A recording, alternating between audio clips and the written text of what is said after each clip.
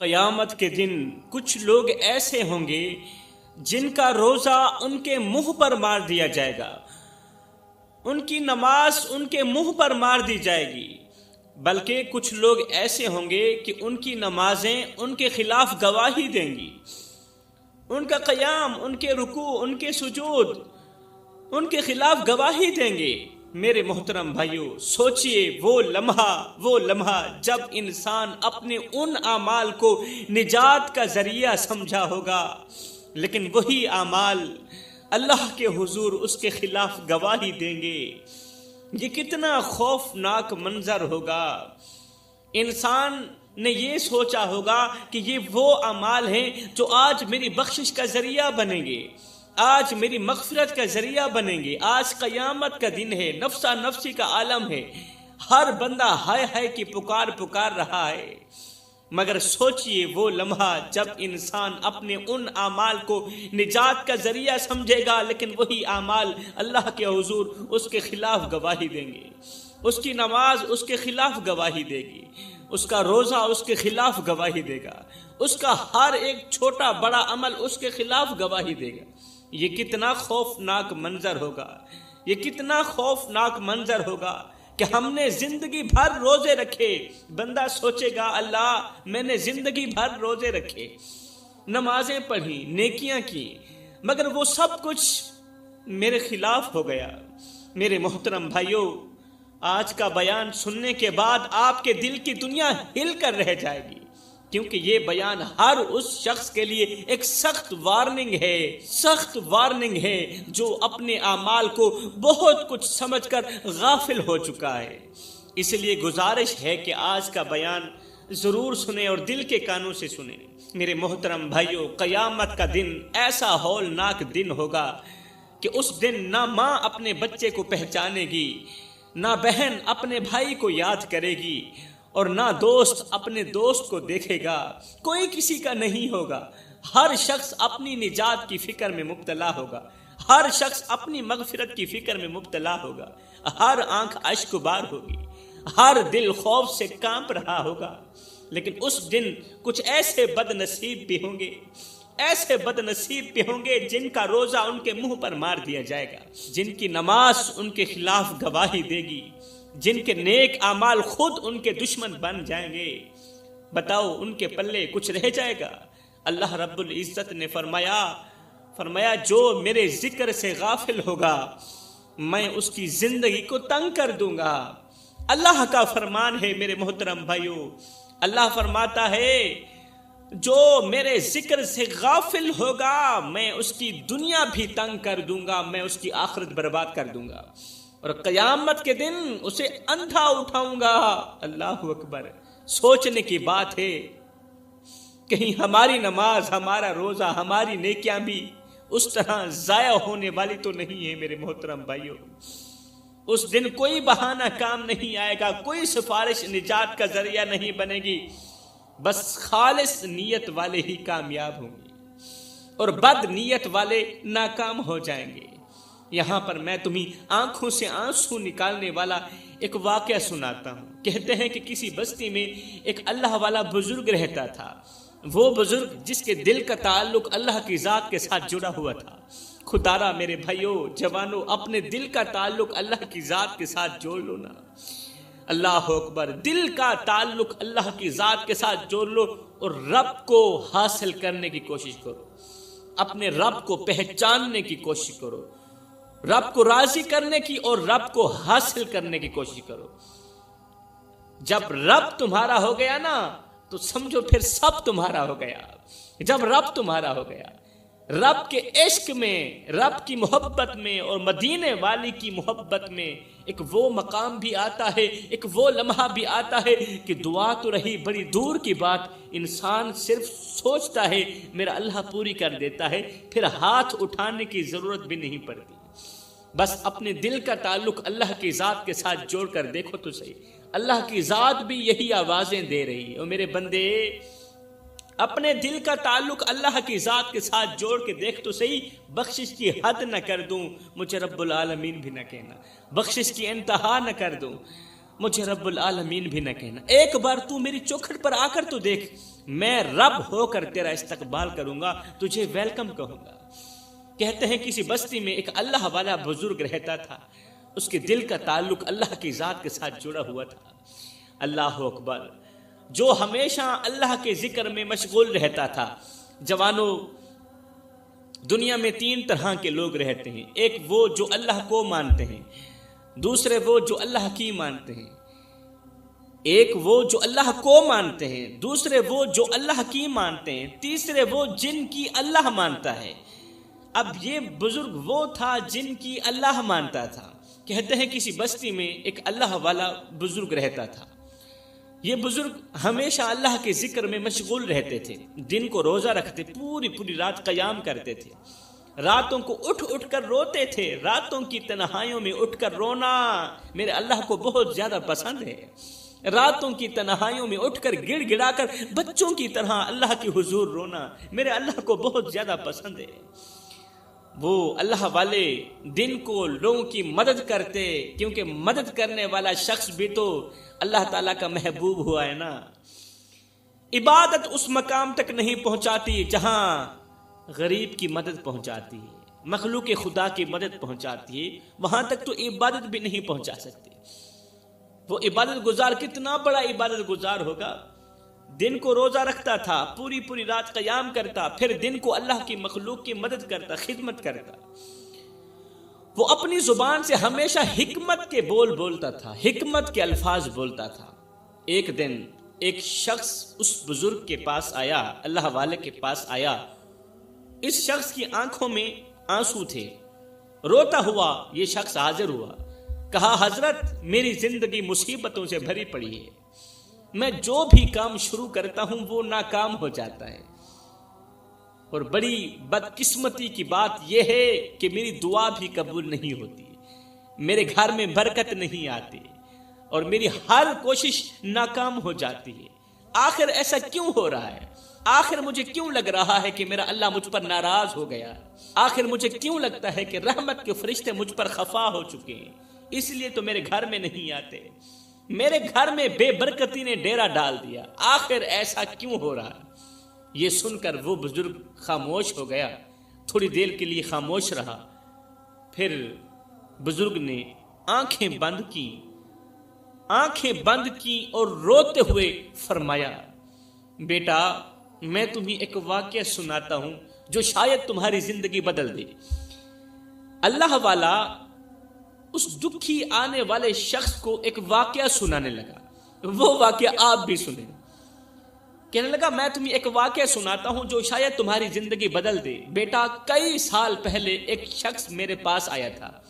یہ اللہ والا اس دکھیارے انسان کو ایک واقعہ سنا رہا، کہہ رہا ہے، بیٹا کئی سال پہلے ایک شخص میرے پاس آیا تھا، وہ بھی تیری طرح اپنی مصیبتوں سے پریشان تھا، مصیبتوں کی دلدل میں پھنسا ہوا تھا۔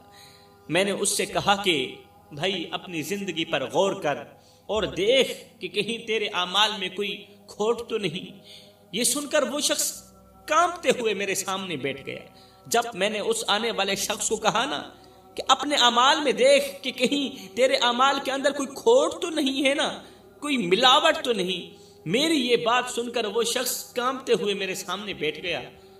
اب اس نے کہا کہ اے اللہ والے، ایک بار میں نے ایک یتیم بچے کا حق مارا تھا، میں نے اس کے والد کی وفات کے بعد اس کی جائیداد پر قبضہ کر لیا تھا۔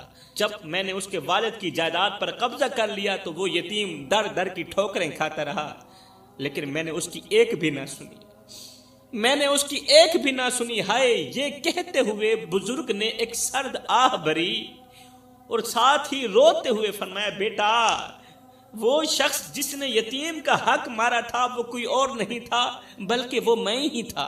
جب میں نے حرام مال کھایا، کسی کی پراپرٹی پر قبضہ جمایا، پھر کیا ہوا؟ میری دعائیں قبول ہونا بند ہو گئی، میرے گھر میں برکت ختم ہو گئی، میرے بچے بیمار رہنے لگے اور میری راتوں کی نیند اڑ گئی۔ میں نے توبہ بھی کی، صدقہ بھی دیا، مگر وہ اندھیری راتیں میرا پیچھا نہ چھوڑتی تھی۔ میں ہر وقت پریشان رہنے لگا، ہر وقت مجھے ایسا لگتا تھا کہ میں مصیبتوں کی دلدل میں پھنستا چلا جا رہا ہوں۔ پریشانیوں کی دلدل میں پھنستا چلا جا رہا ہوں، ہائے، یہ کہہ کر بزرگ پھوٹ پھوٹ کر رونے لگا۔ پھر فرمایا، پھر کیا ہوا؟ ایک دن میں اس یتیم بچے کو ڈھونڈنے کے لیے نکلا۔ جب مجھے ہوش آئی نا کہ میں کیا کر بیٹھا، جب سے میں نے اس یتیم بچے کا مال کھایا تھا، تب سے میں پریشانیوں کی دلدل میں پھنستا ہی چلا جا رہا ہوں، مصیبتوں کی دلدل میں پھنستا ہی چلا جا رہا ہوں۔ میں نے اس ایک یتیم بچے کو پریشان کیا، اللہ تعالیٰ نے میرے تمام بچوں کو بیماریوں کی دلدل میں پھنسا دیا۔ جب میری ہوش ٹھکانے پر آئی تو ایک دن اس یتیم بچے کو ڈھونڈنے کے لیے میں نکلا۔ کئی سال اس یتیم بچے کو ڈھونڈتا رہا، کئی سال کی تلاشی کے بعد آخرکار وہ مجھے ایک ویران سے کچے مکان میں مل ہی گیا۔ ویران سا مکان تھا اور کچا سا مکان تھا، کمزور سا بدن، آنکھوں میں آنسو اور چہرے پر پریشانی کے آثار تھے۔ میں جاتے ہی اس کے قدموں میں گر گیا، اس بچے کے قدموں پر گر گیا۔ میں نے معافی مانگی، میں نے کہا بچے مجھے معاف کر دے، معاف کر دے، میں تیرا مال تجھے واپس کرنے آیا ہوں۔ میں نے اپنی ساری دولت اس بچے کو دے دی، ساری دولت اس بچے کے حوالے کر دی اور اللہ سے خوب توبہ کی، پختہ توبہ کی، اللہ آئندہ کسی بچے کا مال نہیں کھاؤں گا، کسی کا مال ہڑپ نہیں کروں گا۔ اللہ نے اپنے کرم کے صدقے میری دعا کو قبولیت کا شرف عطا کیا۔ اللہ کے کرم سے پھر کیا ہوا، میرے گھر میں پھر سے برکت آنے لگی، میرے بیمار بچے ایک دم صحت یاب ہو گئے۔ جب میں نے حق والوں کو حق دیا نا، حق والوں کے سپرد ان کی امانت کی، پھر اچھے دن بھی آنے لگے اور میری راتیں سکون سے گزرنے لگی۔ پھر بزرگ نے اس دکھی شخص کو نصیحتیں کرتے ہوئے کہا، بیٹا اگر تیری دعائیں قبول نہیں ہوتی، اگر تیرے گھر میں بھی برکت ختم ہو گئی ہے، اگر تجھے ہر طرف ناکامیوں نے گھیر رکھا ہے، تو اپنے ماضی پر غور کر، میری طرح تو بھی اپنے ماضی پر غور کر، کیونکہ تو بھی اسی مرض میں مبتلا ہے جس مرض میں میں مبتلا ہوا تھا۔ پھر میری طرح تو بھی اپنے ماضی پر غور کر، گزرے ہوئے وقت پر غور کر، کہیں تو نے کسی کا دل تو نہیں دکھایا، کہیں تو نے کسی کا حق تو نہیں مارا، کسی کی بد دعا تو نہیں لی۔ یاد رکھ، مظلوم کی بد دعا سیدھا عرش پر جاتی ہے اور اللہ سے اپنی بات منوا کر ہی دم لیتی۔ مظلوم کی بد دعا، دنیا میں ایک مظلوم کی بد دعا ہے جو ہواؤں کو پھاڑتی ہوئی، فضاؤں کو پھاڑتی ہوئی، پہلا آسمان چیر کر، دوسرا آسمان چیر کر، ساتواں آسمان چیر کر عرش کا دروازہ جا کھٹکھٹاتی ہے اور اپنی بات منوا کر ہی دم لیتی ہے۔ میرے رسول کریم نے فرمایا، مظلوم کی بد دعا سے بچنا، کیونکہ مظلوم جب بد دعا کے لیے ہاتھ اٹھاتا ہے نا، پھر اس کی یہاں سے نکلی بد دعا سیدھا عرش کا دروازہ جا کھٹکھٹاتی ہے اور اپنی بات منوا کر ہی دم لیتی ہے۔ اگر ہو سکے تو مظلوم کی مدد کر کے مظلوم سے دعا ضرور لینا، بد دعا مت لینا۔ میرے محترم بھائیوں، اس واقعے میں ہمارے لیے بہت بڑا سبق چھپا ہے۔ اگر اللہ نے ہمیں عقل سلیم عطا کی ہے تو ہمارے لیے بہت بڑا سبق چھپا ہے اس واقعے کے اندر۔ اگر ہماری زندگی میں مشکلات ہیں، پریشانیاں ہیں، اگر ہماری دعائیں قبول نہیں ہوتی، اگر ہر طرف سے پریشانیوں نے ہمیں گھیرا ہوا ہے، تو اپنے اعمال پر غور کریں، اپنے ماضی پر غور کریں۔ شاید ہم نے کسی کا حق مارا ہو، کسی کی دل آزاری کی ہو، یا کسی مظلوم کا دل دکھایا ہو سکتا ہے اگر دکھایا ہے تو ابھی بھی وقت ہے، جا کر ان سے معذرت کر لو، ان کا حق ان کے سپرد کر دو۔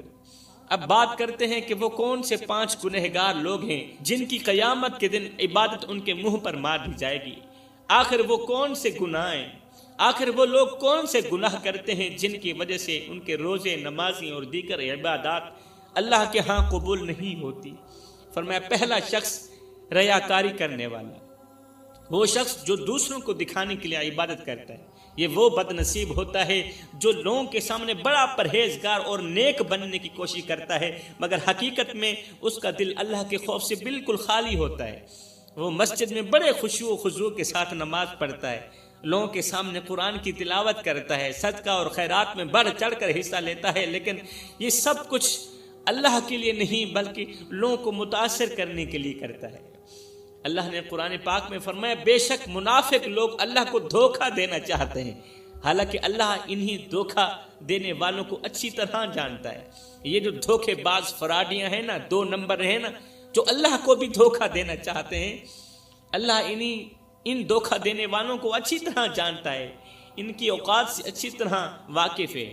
اور جب وہ نماز کو کھڑے ہوتے ہیں یہ دھوکے باز، تو کاہلی کے ساتھ کھڑے ہوتے ہیں، کاہلی کے ساتھ، سستی کے ساتھ کھڑے ہوتے ہیں، لوگوں کو دکھانے کے لیے نماز پڑھتے ہیں، لوگوں کو دکھانے کے لیے قیام، رکوع و سجود کرتے ہیں، اور اللہ کو بہت کم یاد کرتے ہیں۔ حقیقت تو یہ ہے میرے محترم بھائیو، سوچنے کی بات ہے کہ اگر ہماری عبادت میں خلوص نہ ہو، ہماری نماز میں خلوص نہ ہو، اگر ہم اللہ کو خوش کرنے کے بجائے لوگوں کی تعریف کے طلبگار ہوں، تو ہماری یہ عبادت ہمارے لیے بوجھ بن جائے گی، بوجھ بن جائے گی۔ اللہ ایسی عبادت کو قبول نہیں کرے گا۔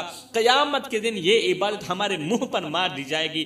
میرے رسول کریم نے فرمایا قیامت کے دن سب سے پہلے جس شخص کا حساب ہوگا نا، وہ وہی شخص ہوگا جس نے لوگوں کو دکھانے کے لیے عبادت کی ہوگی۔ سب سے پہلے اس شخص کا حساب ہوگا۔ اللہ فرمائے گا جا، جس کے لیے تو نے عبادت کی تھی اس کے پاس جا اور اپنی جزا لے، میرے پاس کوئی جزا نہیں۔ آج ہی اپنے دل کا جائزہ لے، کہیں ہماری نماز لوگوں کو متاثر کرنے کے لیے تو نہیں، کہیں ہمارا روزہ لوگوں کو متاثر کرنے کے لیے تو نہیں، کہیں ہمارا صدقہ اس لیے تو نہیں کہ لوگ ہمیں سخی کہیں، ہمارا صدقہ کہیں اس لیے تو نہیں کہ لوگ ہمیں سخی کہیں، کہیں ہمارا قرآن پڑھنا دکھاوے کے لیے تو نہیں۔ اگر ایسا ہے تو یاد رکھیں قیامت کے دن وہی اعمال ہمارے منہ پر دہ مارے جائیں گے جو ہم لوگوں کو دکھانے کے لیے کرتے تھے۔ اب میں دوسرے شخص کے بارے میں بتاتا ہوں جس کی عبادت قیامت کے دن اس کے منہ پر مار دی جائے گی، اللہ قبول نہیں کرے گا۔ یہ وہ شخص ہوگا جو اپنے ماں باپ کو دکھ دیتا ہو، ماں باپ کو درد دیتا ہوگا۔ قیامت کے دن ماں باپ کو دکھ دینے والے شخص کی عبادت اس کے منہ پر مار دی جائے گی، اللہ قبول نہیں کرے گا۔ اللہ کو ایسی نماز کی ضرورت ہی نہیں ہے، ایسی عبادت کی ضرورت ہی نہیں، کیونکہ اس نے اپنی ماں اور باپ کی خدمت کرنے کے بجائے انہیں تکلیف پہنچائی، باپ کی عزت والی پگڑی خاک میں ملائی۔ اللہ نے قرآن میں ہمیں بار بار حکم دیا ہے کہ اپنے ماں باپ کے ساتھ حسن سلوک کرو، ان کی عزت کرو، ان کی خدمت کرو۔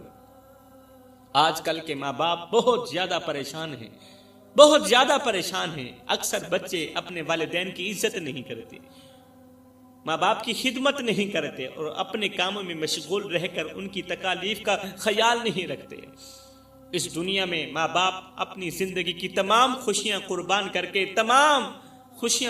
کر کے اپنی اولاد کی پرورش کرتے ہیں، سکھ چین سب کچھ قربان کر کے اپنی اولاد کی پرورش کرتے ہیں، مگر آج کل کے بچے ان کی تکالیف کو نظر انداز کرتے ہیں اور اپنی دنیا میں مگن رہ جاتے ہیں۔ ماں باپ بیچارے روتے رہتے ہیں ساری زندگی، اولاد کو دیکھنے کے لیے ترستے رہتے ہیں۔ آج باپ کے کان بیٹے کی آواز سننے کے لیے ترس رہے ہیں، باپ کی آنکھیں بیٹے کو دیکھنے کے لیے ترس رہی ہیں، لیکن بیٹے کو ابھی تک بھی شرم نہیں آئی۔ ایک کڑوی حقیقت یہ ہے کہ ہم میں سے اکثر لوگ اپنے عبادات میں اتنے غافل ہیں کہ ہم سمجھتے ہیں کہ روزے، نمازیں اور صدقات ہی ہمیں اللہ کے ہاں کامیاب بنا دیں۔ یہ ہماری غلط سوچ ہے۔ روزے، نمازیں اللہ کے ہاں کامیاب نہیں بنائیں گی، یہ تو ہمارے اوپر فرض ہے، ہم نے ہر حال میں نماز پڑھنی ہے، لیکن حقیقت یہ ہے کہ جب تک ہم اپنے گناہوں، ظلم اور بدکاری سے توبہ نہیں کرتے، ہمارے عبادات ہمیں کوئی فائدہ نہیں پہنچا سکتی۔ ہم اپنے ماں باپ، بہن بھائیوں اور دوسروں کے حقوق کی پامالی کرتے ہیں، ان کے ساتھ برے سلوک کرتے ہیں، پھر بھی سوچتے ہیں کہ اللہ ہماری عبادات کو قبول کرے گا۔ ظلم ایک ایسی بیماری ہے جو نہ صرف انسان کی روح کو تباہ کرتی ہے بلکہ اس کے معاشرتی رشتہ اور امن کو بھی نقصان پہنچاتی ہے۔ جو شخص ظلم کرتا ہے وہ نہ صرف دوسروں کی زندگی اجیرن کرتا ہے بلکہ اپنے لیے بھی عذاب کا سامنا تیار کرتا ہے۔ تو فرمایا تیسرا شخص ظالم ہو گیا۔ چوتھا شخص جس کی نماز قبول نہیں ہوتی، قیامت کے دن اس کی عبادت اس کے منہ پر مار دی جائے گی، وہ ہے تکبر کرنے والا۔ تکبر کرنے والا، خود کو دوسروں سے افضل سمجھنے والا۔ تکبر اللہ تعالیٰ کی چادر ہے، جو اس چادر کو کھینچتا ہے نا، اللہ تعالیٰ اسے تباہ و برباد کر دیتا ہے۔ میرے رسول کریم نے فرمایا صحابہ، سب کچھ کرنا، تکبر مت کرنا، میں مت کرنا۔ تکبر نیکیوں کو اس طرح کھاتا ہے جس طرح آگ لکڑیوں کو کھاتی ہے۔ تو فرمایا پانچواں گناہ اللہ کے ساتھ کسی کو شریک ٹھہرانا، شرک کرنا۔ فرمایا شرک کرنے والے کی عبادت بھی قبول نہیں ہوگی۔ تو فرمایا سب کچھ کرنا، یہ 5 گناہ نہ کرنا۔ اگر یہ 5 گناہ کرو گے تو یاد رکھنا تم تباہ و برباد ہو جاؤ گے، تم اجڑ جاؤ گے۔